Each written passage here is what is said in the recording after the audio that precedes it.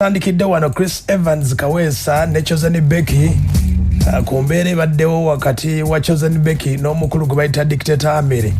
Embeera y'obufumbo bwabwe nga bwe yatandikira mu mawulire era ekomekeddwa mu mawulire. Wano nno Chosen Becky wakimaliddemu n'ayogera byonna ebibadde bimuluma. Mu luyimba olwo alaze byonna ebibadde bimuluma nti omukulu yamukubanga emiggo, yayagalanga bamaidi, yamulyangako ssente, byonna byoyinza okugamba nti osaba interview wa Chosen Becky owuliza luyimba olwo nti abasajja mwagala ki. Naye abaffe bangi nnyo bavuddeyo nno nga bakomplaininga bagamba olunaku olwajjo entandikwa ya wiiki eno mugala Chosen Becky gwe bayita Ruth Kuganja yavuddeyo n'ayogera era olwaleero ndabyeko ku mutimbagano nga yeetonda agamba bamutuma butumi ng'avaayo. Embeera teyali nnyangu ulya bwe yali agamba nti ennyumba gye balimu ya Chosen Becky si ya Amiri. Ennyumba nze nalaba mukulu wange yagizimba kyawukana okuba n'amaka g'omuntu n'amaka g'omusajja kati gali maka ga mukulu wakaagaabwe si gaabwe babiri ga mukulu wange te mukazi we n'azimba amaka n'amutwalayo awo kyali badde kifeekingawo kikulu kitegedde. Oyo nno ye muto wa Chosen Becky ulina n'agamba nti ne famire yonna ekola etya maama oba taata oba ffe baganda ba Rebecca tubeera wa Rebecca si mu maka ga Rebecca. Omusajja omufumbo eryo jogo oba kiki Chosen Becky afuuse eki. Abawabuzi batandikidde wano ne beebuuza lwaki famire ye eremedde ku Dictator Amiri ekisembyeyo kwe kumukubamu oluyimba. Akadde kano Chosen Becky agenda kukola ssente naye tajjukidde kya famire nti omusajja yamuzaalamu abaana. Babitex bagenda kujja owulira ekivulu nga bakiwanise muwagidde naye bba abaana. Fuulu agambibwa ati mukazi okuza wundudde n'amabeere gwe kenyini wazaala nako ovudde oze maka ga sister wo ovudde njagala kumanya famire ya Chosen Becky erina kigendererwa ki ekyokusaanyaawo Amiri. Do you know why? Bataddemu amaanyi mangi nnyo okukuba omuvubuka gwe ku ttaka ate nga balaga ti omuvubuka yagenda balaga nti omuvubuka talina kyabayamba ate alina kyakuyamba aba yagenda wamuwona isengalo mu maaso mwesibiddeko emiteego ne mwesigirako ebizibu ogambe talina kyakuyamba akukuba akusuza ku biso ate agenza ate omukaabira omwogerako still why move on ani yagamba nti agoge maka gosookeddemu baganda ba Chosen Becky muli bakazi bakulu kana akakazi ate famire eyo okumanya mbi mujjukire famire yagira ku sympathies ne mufulinga banna Uganda bonna nga mujjide ku sympathy ne mulaga banna Uganda omanya abantu abakuyidde mu bwavu bakufuna ku busente. Aya basi bakyagamba mwewala abakazi abaavu muve ku bawala abanaku mwewala abanaku abakazi abaava ennyo abanaku mbalekere banaku bannaabwe bakwana nnyo mukazi munaku nnyo ali bubi tolina kyomwagaza talina kyagenda kugattako kyovala buli mukazi abantu bangi bagenda mu kyalo mubajje wafala oleta mawabe wano ekampala n'akufuukirayo leka kabeere mukozi.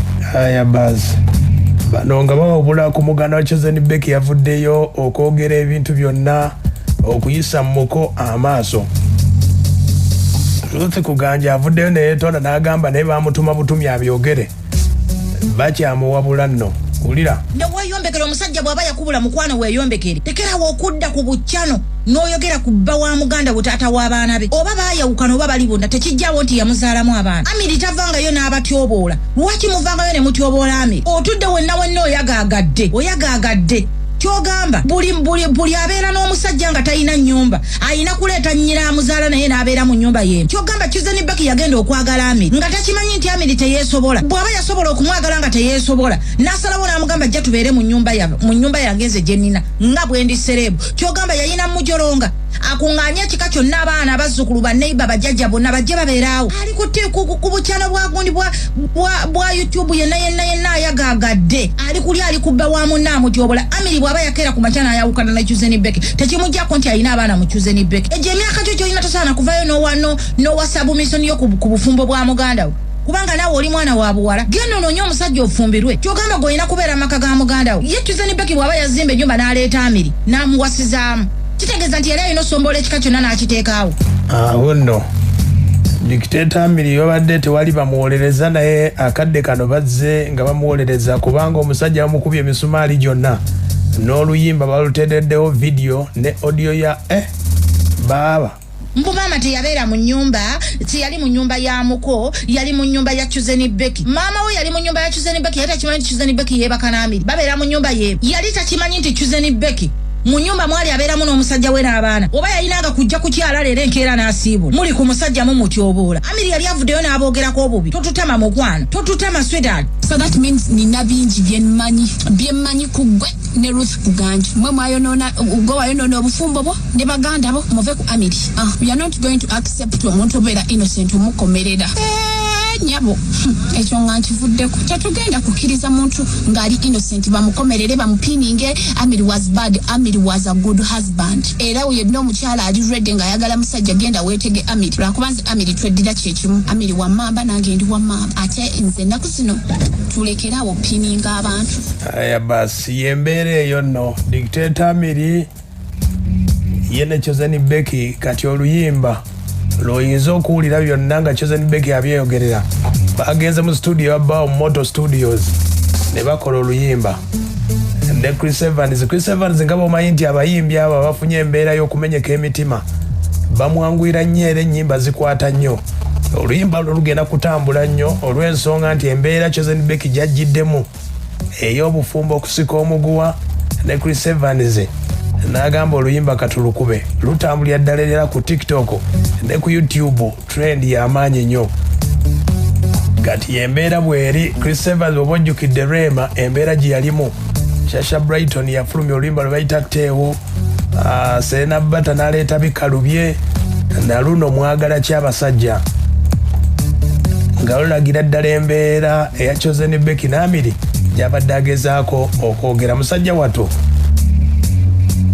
yavaayo n'agamba atakubanga ku Chuzeni Becky wadde Chuzeni Becky yagamba mu luyimba yabiyimbye n'agamba omusajja yamukuba. Amiri yatugamba abantu bange mbalabirya tewali n'omu era wabeerayo omuntu yenna avaayo n'agamba nti yakwata lisiiti toba yasasulira ekintu kyonna kyonna ku mwana wange agireete. neno laba omuntu tababeeramu ebigambo tebivuddemu ffe babiri ate ne mubabiliivinga nga boogera ebigambo ebyo ebinzikakkanya awamu ne famire yange. Ensonga ey'okubiri sikubangako mukyala wange, sikubangako maama w'abaana bange, simukubangako era sini eri mu vidiyo etambula. Maybe they wanted to portray biri ebirala ebya past relationships, maybe nga kye baali baagala okulaga.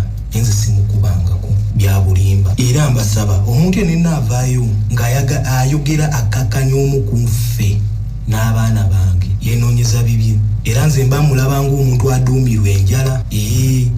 Abasinga babavujjayo nga boogera abo baduumirwa njala balirabanga ekkubo mwe bayinza okufuna ekyo.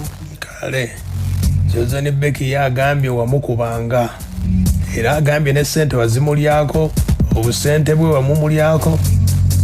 Amiri yagamba bw'ati mu byonna bye yagamba amawagaliza bisinga. Era nkimanyi nze nsiba nkimugamba n'omwaka guno egwali gutandika nayogera naye ne mugamba nkwagaliza kubeera bulungi kyokka sikwagaliza kintu kyonna kibi. Akimanyi asobola obajjirayo message n'azibalaga nga twogera. Nakimugamba nkwagaliza birungi buli kimu kyokola, ennyimba zo zivuge buli wamu, konsati yo okoleyo ne konsati abantu bajje bamuwagire. Era nsaba buwagizi bwammwe mumuwagire mu buli kimu kyakola maama w'abaana bange Rebecca, mumuwagire nange mumpagire. Mungu fenna atuwa obugabirizi tusobole okubeezaawo abaana baffe. Ensonga ezisigadde zonna zaffe aba babiri era nze sikiwagira zibeere mu media. Mbasaba ekintu kimu mikwano gyaffe oba mwenna abatwagala kutusabira. Ate saagala kubeereko ttiimu nti oba ttiimu gundi ffenna mutwagale. Kizibu nnyo sebo ttiimu zijja kubaawo embeera bweri bwetyo nenga Amiri ye bamukomeredde paka ku musumali ogusembayo.